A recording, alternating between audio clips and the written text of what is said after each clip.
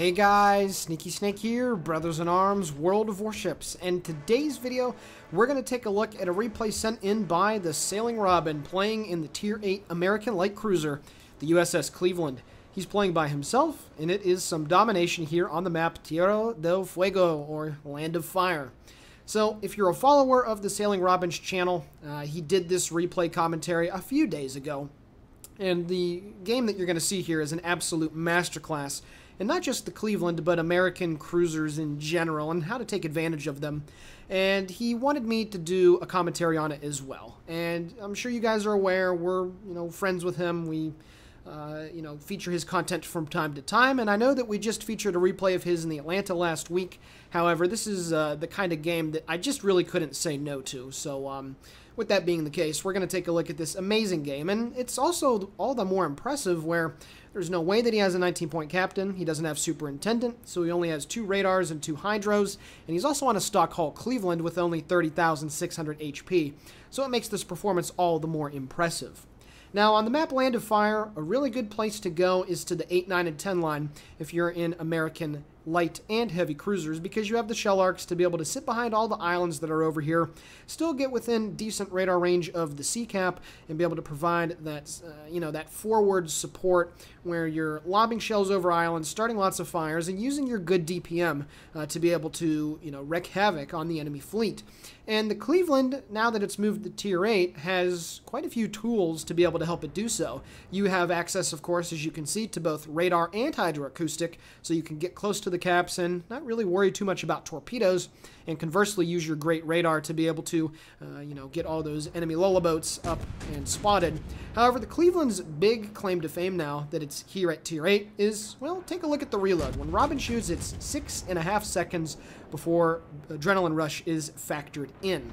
Now, why this is important is because the Cleveland gained a significant amount of DPM coming from Tier 6. So coming under the sustained fire of a Cleveland is something that you do not want to experience, especially when the ship is top tier and it can bring all 12 of its 152mm guns to bear. Now, of course, the range isn't the best, 15.6 kilometers, and of course you also have the extremely lazy shell arcs, but with a reload of 6.5 seconds and turrets that turn very nicely stock at 10 degrees a second, this is really a ship that the more close you get to it, the much more dangerous it becomes.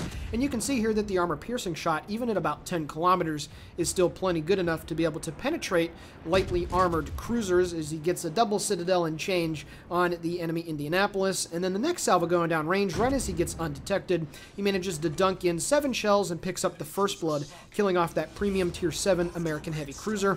And you can see that the position that he's in, he is undetected. He's now getting some shots downrange at the King George V, and this spot that he is in is a very good one. Now, he does finally get detected here, and that does mean that there is an enemy destroyer around, at least I would imagine so. However, you can see that there's also a few other Cleveland, or there's a Cleveland, there's a Chapayev, there's another battleship that gets detected, so he's now going to move a little bit further forward because he is not close enough to the island in front of him to be able to shield him from fire. However, now that he is back undetected, he is going to sit here and farm the crap out of this KGV. And of course, light cruisers across all nations, across all tiers, really do need IFHE for their guns to shine, but boy oh boy, the amount of damage that you can wreak consistently with the IFHE perk is pretty darn ridiculous. And you can see here that he is just peppering this KGV for about 3k a salvo. He doesn't even need to get that many penetrations, but it's able to work out. Now, the enemy DD that was over here that's spotting him, the Akatsuki, is at 9.1 kilometers, unfortunately just outside of his radar range.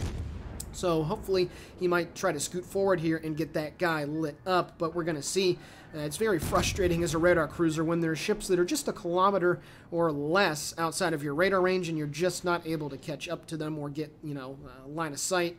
If they're shooting, or of course being able to use the radar. However, he decides for whatever reason to focus back on the KGV, and I'm sure some of the purists out there might think, well, he's just trying to damage farm instead of really trying to support his team. However, there is a York that does have the Akatsuki on hydro, and there's also an Algerie over there to provide support, so those 2 cruisers really should be able to take care of business without the TheSailingRobin deciding to pitch in and help out. However, he realizes that the Algeria and the York are taking their sweet time trying to get the kill. So at this point, he decides to turn his guns to port, and you can see that the Cleveland does have very good turret, turret turning. It's a very quick and responsive ship in that regard.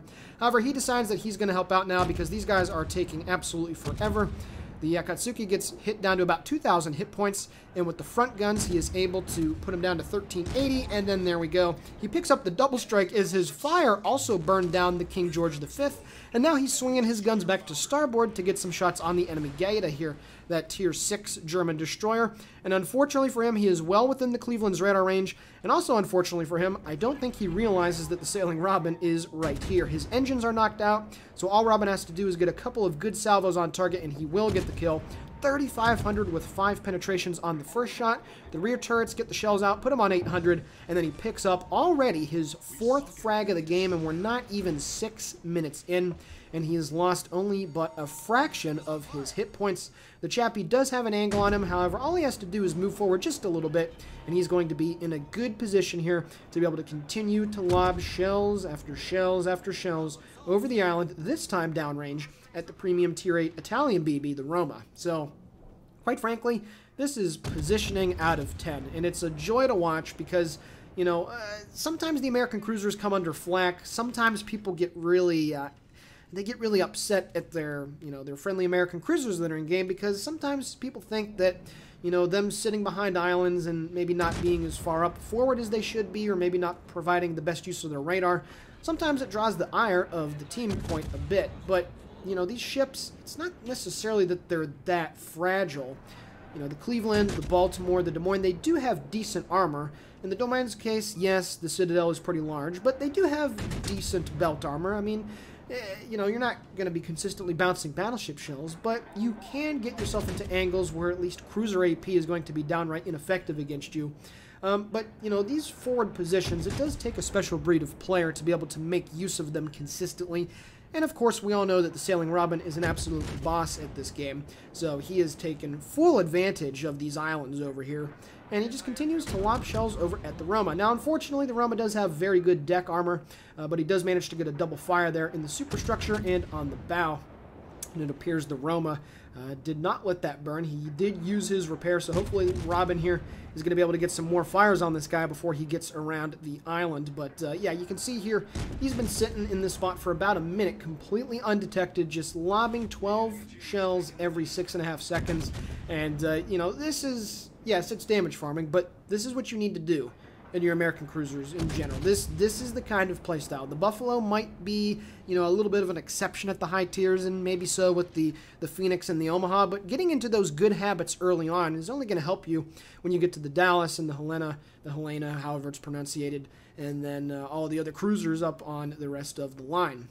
However, while I've been rambling, Robin's team has fallen behind by almost 300 points. It's 255 to 530, and he does have to get on the sea cap. The enemy Chapayev is still around somewhere, but the Cleveland does have better concealment. Now here at Tier 8, it can get down to 9 something, I believe. Well, I don't know if Robin has a full concealment build on because his is at 10.4, but I'm fairly certain that the Cleveland can get below 10 kilometers down into the 9 something range, but I don't know if he has Concealment Expert on or not. But regardless of that, the Cleveland still has pretty good detectability, and it's going to meet this Chapayev here on only 12,000 hit points, and unfortunately, that IFHE is going to wreck right on through that angled chappie and deal large amounts of damage. Now Robin here is switching to the armor-piercing shot, hopefully to secure the kill on this guy. He does pick up the high caliber, as well as those fires continue to burn on the Roma.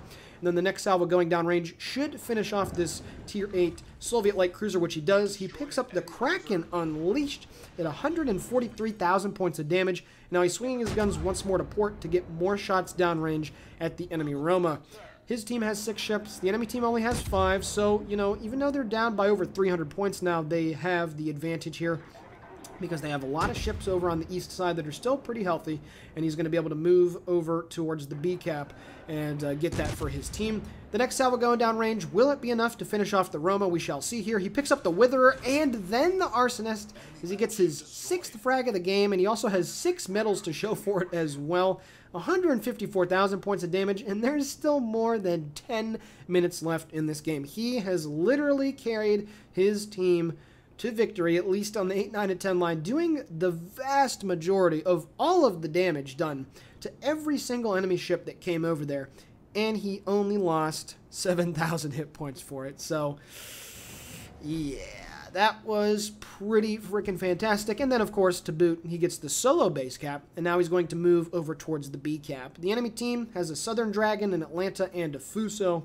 So, yeah, I'm not sure. If I was on the enemy team and I saw that Robin, or any player for that matter, was on 6 kills already, I would be freaking out because, yeah, that's just insane. I mean, I've seen some really good plays. I've made some really good plays in World of Warships, but I gotta tell you guys, that right there, 6 kills, 154k in about 7 minutes of actual time, because of course he has to get in position to be able to, you know, like he had to move down to C to get into his nice spot behind the island. And he did all that in about 7 minutes. That is ridiculous. And now he catches the Southern Dragon full broadside at 8.2 kilometers. And you're going to see once again that the American AP on the 152s is good enough at these closer ranges to be able to acquire some citadels from time to time. There we go. He gets 4,500 damage there, slowing down to try to throw off the aim of the Southern Dragon. And there we go. That's a big, meaty 12.5k salvo right there, as he picks up Confederate as well. The next one going down range, another 10k plus salvo. Will he be able to get the kill? Unfortunately, the York did manage to get the fire that was needed on that guy, so Robin was not able to get his 7th frag of the game, but that's still a-okay because he did the very vast majority of the damage to the Southern Dragon. So now he's going to go move on the B cap, and yeah, if this is not one of the most perfect examples of American cruiser gameplay that you've ever seen, well, then I don't really know what to tell you guys. He also gets his defensive fire up too to help with the torpedo and dive bombers that were coming over to try to hit the York and somebody else. Unfortunately, the Atlanta does burn down the Indianapolis over there, but it's just a matter of time until his team wins the game, in all honesty. And yeah, this result is just...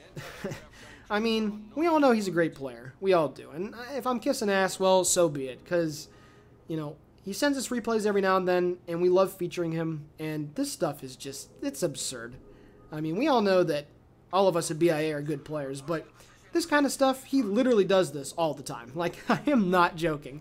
He does this all the time, and he'll tell you that, you know, he cherry picks his very best videos for YouTube, but I got to admit, I've watched his stream quite a bit, at least when he streamed a lot back in, you know, about 2-3 months ago.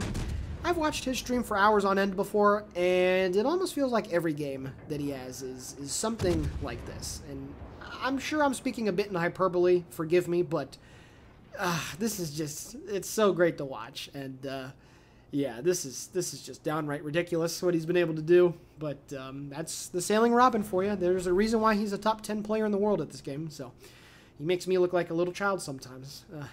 Anyway. He manages to get the assisted base capture as well, so his second base captured of the game. Now let's see if he's going to be able to get another frag here. The Fuso is at 8,500 points of health.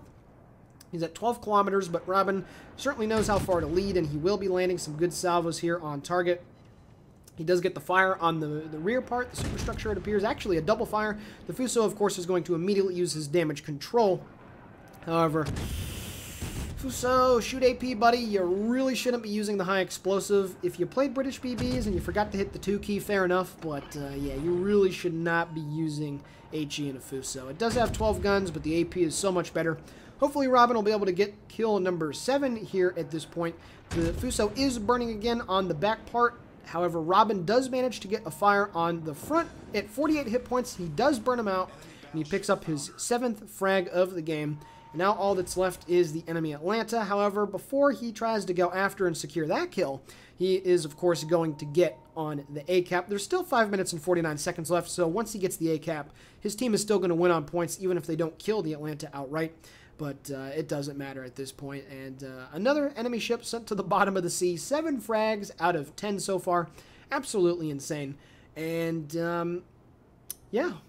I really have nothing else to say about this replay. This is fast, this is brutal, this is just absolutely ridiculous. So, with that being the case, he's going to get this cap here, but then unfortunately he's going to go on a futile chase of the enemy Atlanta for the next 3 or 4 minutes before he finally succumbs. So there's really no point watching the rest of the replay because nothing else of note happens. So with that being said, we're now going to take a look at the post-battle results. Alrighty guys, taking a look here at the post-battle results, 562,000 credits received, 9,000 total experience earned, and 2.2k free XP.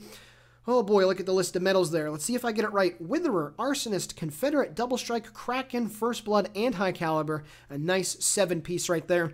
Dealing 190,000 points of damage off of 311 shell hits. He sank 7 enemy ships, set 17 fires, 7 citadels, 1 solo base cap, and 2 assisted base captures. Taking a look at the team score, I have no idea how that's not 3k base XP. I literally have no idea. 2956 easily tops on the board. His buddy in the Lexington actually had a very good game with 1 frag and 37 planes shot down.